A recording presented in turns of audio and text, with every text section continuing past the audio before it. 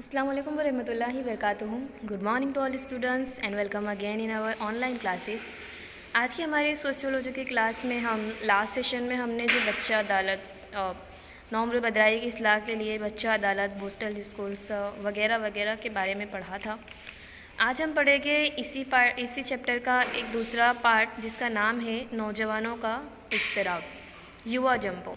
Basically इज़्तिराब का मतलब होता है बेचैनी। नौजवानों में जो बेचैनी नज़र आती है उसमें कौन कौन सी वजूहत ज़िम्मेदार है, उसके बारे में आज इस चैप्टर में पढ़ेंगे, इस टॉपिक में पढ़ेंगे।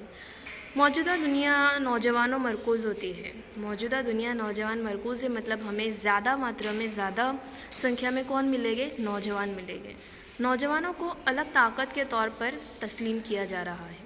भारत नौजवानों का मुल्क बन गया है क्योंकि भारत में 65% आबादी नौजवानों की है। याद रखिए और अंडरलाइन कीजिए कि 65% आबादी नौजवानों की है। ऐसे नौजवान आने वाले कल के समाज और कौम का मुस्तकबिल है। अगर उनकी तामीरी सलाहियतों का फ़ायदा उठाए तो काबिल फ़ख्र और कामयाबी और तरक्की याफ्ता मुल्क की तामीर मुमकिन हो सकती है।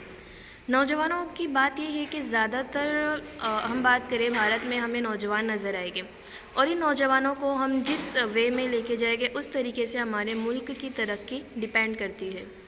समझिए कि इसको आगे, मुल्क की रीढ़ की हड्डी और समाज का एक अहम जुज़ू ऐसे नौजवान क्या कर रहे हैं, क्या सोच रहे हैं, इसके सामने कौन से चैलेंज है, इनकी मालूमात हासिल करके उनको मुनासिब रहनुमाई की जाए तो कौम और समाज दोनों को फ़ायदा पहुँचेगा। हमारे जो मौजूदा ज़माने के नौजवान हैं वो मुल्क की क्या है, एक रीढ़ की हड्डी कहलाती है और ये हमारे लिए बहुत ज़्यादा अहमियत रखती है। मुल्क की रीढ़ की हड्डी कहलाती है, इतना ज़्यादा अहमियत दी गई है। तो ऐसे नौजवान क्या कर रहे हैं, उनके सामने कौन से चैलेंज है, उन चीज़ों का हम सही इंफॉर्मेशन हासिल करें, उन्हें सही रास्ता दिखाए तो ये नौजवान ही हमारे समाज को, हमारे भारत को, हमारे देश को ऊंचाइयों तक पहुंचा सकते हैं। और अगर इसका नेगेटिव वे में अगर हम देखें तो तबाही भी मचा सकते हैं। तो हम समझते हैं सबसे पहले कि नौजवानों का मतलब क्या है।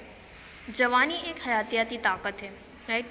जवानी में हम देखते हैं कि इबादत करना भी ज़्यादा सवाब मिलता है जवानी में इबादत करने के लिए। तो जवानी क्या है, एक हयातियाती ताकत है। हयातियाती पहलुओं को देखें तो कह सकते हैं कि 15 से 35 साल की उम्र के अफराद के लिए बोला जाने वाला लफ्ज़ यानी कि नौजवान। उम्र याद रखनी है आपको, 15 से एक्चुअली यहाँ 12 है, 15 आएगा, ठीक है। हमें याद रखना है 15 से, 12 नहीं है 15 से 35 साल की उम्र के अफराद के लिए बोला जाने वाला लफ्ज़ यानी कि नौजवान।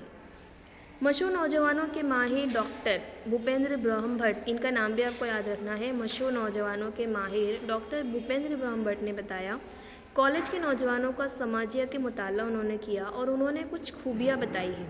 नौजवानों में नज़र आने वाली उन्होंने कुछ खूबियाँ बताई है, जिसमें पेज नंबर 90 पर आपको देखना है, 90 पर। नौजवान थिरकता है, आदर्शवादी, जल्द से गुस्सा करने वाला, जल्दी भूल जाने वाला, बहुत ज़्यादा मशगूल, बिज़ी, बहुत बोलने वाला, जोशीला, गुस्ताख, पुरतशद्दुद और ताकतवर होता है। ये कुछ खूबियाँ हैं जो उन्होंने बताई है। किसने बताई है? प्रोफेसर डॉक्टर भूपेंद्र ब्रह्म भट्ट। ये आपके एग्ज़ाम में सेक्शन सी में सवाल आता है और गए साल के पेपर में भी है, इसीलिए इसको इम्पोर्टेंस देके बता रही हूँ कि नौजवानों में उन्होंने खूबियाँ बताई। नौजवान थिरकता है कुछ नया करने के लिए, नौजवानों में वो क्यूरोसिटी होती है, वो कुछ नया करना चाहता है। आदर्शवादी भी होता है, किसी को अपना मेंटर मान ले, किसी को अपना आइडल मान ले तो उसी की तरह ये काम करता है। जैसे आपने देखा होगा कोई सलमान खान का फ़ैन हो तो वो सलमान खान के हर चीज़ के लिए सलमान खान का फॉलो हो जाएगा। सेम इसी तरह से एजुकेशन लेवल पर, और अगर कोई संदीप माहेश्वरी का फ़ैन हो, उसे अपना आइडल मानता हो, तो सेम उसी के कहे हुए रास्ते पर नौजवान चलता भी है। गुस्सा करने वाला, बहुत जल्दी गुस्सा आ जाता है। अगर बात ईगो पर आ गई, एटीट्यूड पर आ गई तो गुस्सा जल्द आ जाता है। बहुत ज़्यादा मशगूल है, बिज़ी होता है अपनी लाइफ में। संडे के दिन सारा वक्त फ्री होना चाहिए, दोस्तों के साथ अलग अलग टाइम स्पेंड करने में, अलग अलग काम करने में जो नौजवान होता है वो बिज़ी होता है, क्योंकि अपनी लाइफ में वो आसपास ये सारी चीज़ों को, अपने आप को उसमें बिज़ी रखता है। फ्रेंड सर्कल, कॉलेजेस, फैमिलीज़, ये सारी चीज़ें, ठीक है।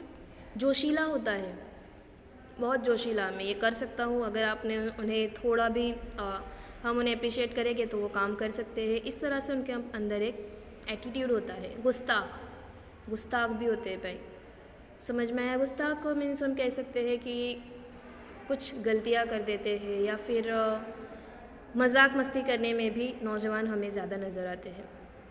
पुरतशद्दुद और ताकतवर होते हैं। नौजवानों में ही बुढ़ापा नहीं होता, ना ही बचपन होता है, इसीलिए इनके अंदर ताकत भी ज़्यादा होती है।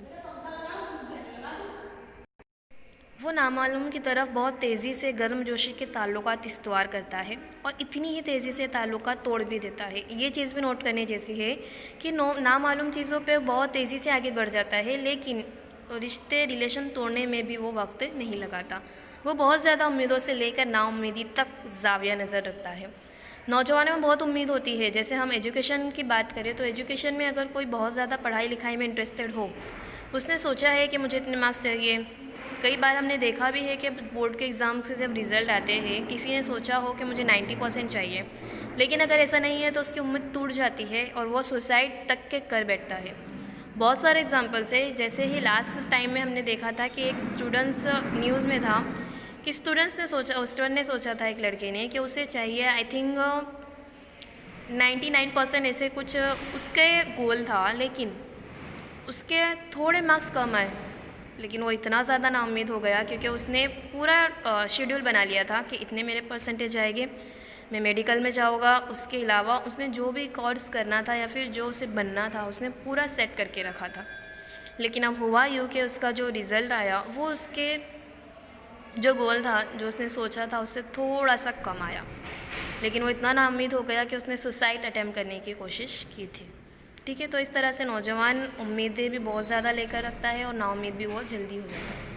वो हमेशा नई टेक्नोलॉजी और अनजाने में दिलचस्पी लेने का रुझान रखता है।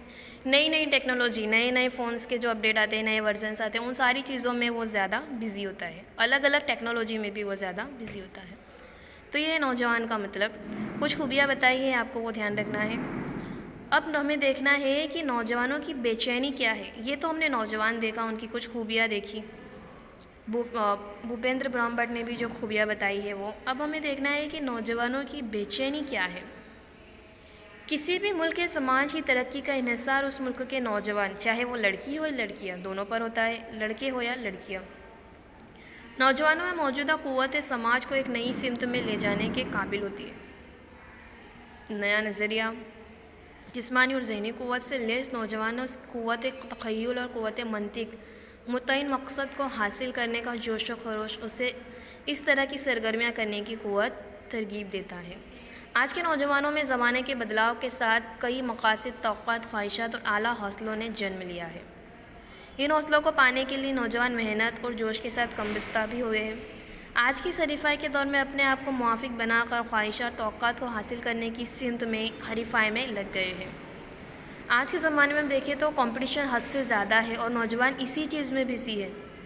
आप देखो, कोई भी एग्ज़ाम पास करने में नौजवान बिज़ी है। अलग अलग चीज़ों में नौजवान अपने आप को आगे अपडेट करने में बहुत ज़्यादा बिज़ी है।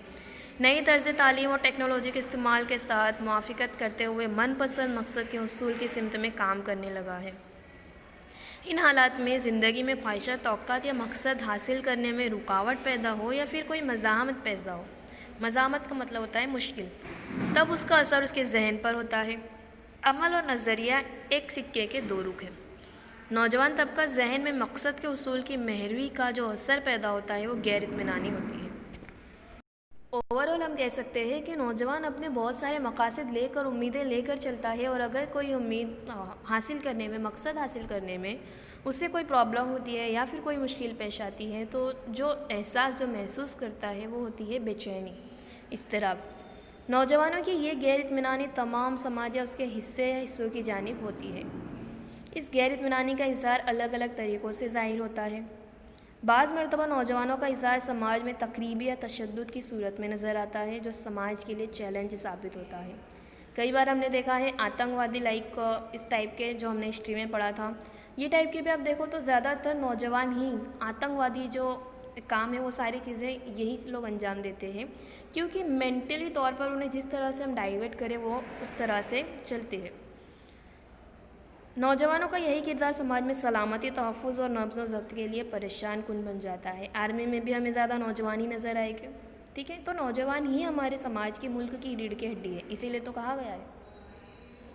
नौजवानों की ज़रूरतें अगर पूरी ना की जाए, उनके मसाइल का हल ना निकले, तब जो किरदार इख्तियार करें उसमें जो बेइत्मीनानी पैदा होती है, उसे नौजवानों का इज़्तिराब कहा जाता है। अंडरलाइन कर लीजिए। नौजवानों की ताकत एटमी ताकत जैसी है। अगर इसका सही इस्तेमाल किए तो दुनिया तरक्की पे जाएगी, और अगर गलत इस्तेमाल करे तो दुनिया फ़ना हो जाएगी। नौजवान तबके में बेइत्मीनानी और नाइत्मीनानी मुल्क और समाज के रोशन मुस्तकबिल के लिए क्या है, एक रुकावट है। नौजवानों में बेचैनी का फैलाव पिछले कुछ अरसे से बढ़ता जा रहा है, जो समाज में एक मसला बन चुका है, एक समस्या बन चुकी है। इसके लिए भी बहुत सारे अवामिल ज़िम्मेदार हैं। अब हम ऐसा तो नहीं कह सकते कि बचपन से ही बच्चे में एक बेचैनी, जवानी में जो बेचैनी आने वाली है वो पैदा हो जाती है, नहीं। बहुत सारे अवामिल हैं जो बच्चे को जब नौजवान होता है उसमें वो बेचैनी नज़र आती है।